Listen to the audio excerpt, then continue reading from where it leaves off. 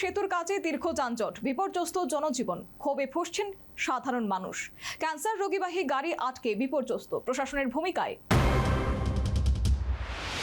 গোমতী জেলার পাহাড়পুর এলাকায় ঢালছড়া টিএসআর ৫ নম্বর ব্যাটালিয়নের ক্যাম্পের সামনে নতুন সেতু নির্মাণ কাজ ঘিরে চরম ভোগান্তির শিকার হলেন সাধারণ মানুষ।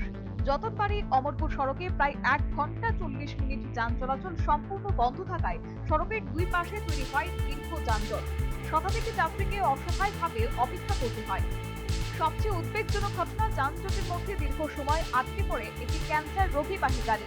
জরুরি চিকিৎসার প্রয়োজন থাকলেও গাড়িটি এগোতে পারেনি। রোগীর মূল্যবান সময়ের দায় নেবে কে? জরুরি পরিষেবার জন্য আলাদা করিডোর কেন রাখা হলো না? একই যানজটে আটকে পড়েন অমরপুরের বিধায়ক রঞ্জিত দাসও। সাধারণ মানুষের মধ্যে তাকেও দীর্ঘক্ষণ অপেক্ষা করতে হয়। ঘটনাটি কেন্দ্র করে এলাকা জুড়ে শুরু হয়েছে ব্যাপক সমালোচনা।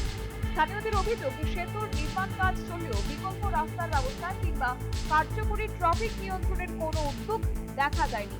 প্রতিদিন যদি একই দুর্ভোগ চলতে থাকে তাহলে সাধারণ মানুষের নিরাপত্তা নিশ্চিত হবে কিভাবে? নির্মাণ কাজের আগে পর্যাপ্ত পরিকল্পনা করা হয়নি কেন? এলাকাবাসীর দাবি, দ্রুত সেতু নির্মাণের কাজ শেষ করার পাশাপাশি বিকল্প চলাচলের ব্যবস্থা, ট্রাফিক নিয়ন্ত্রণ এবং জরুরি রোগীবাহী গাড়ি নির্বিঘ্নে যাতায়াত নিশ্চিত করতে প্রশাসন অবিলম্বে কার্যকরী পদক্ষেপ গ্রহণ করুক। Bureau report, news vanguard.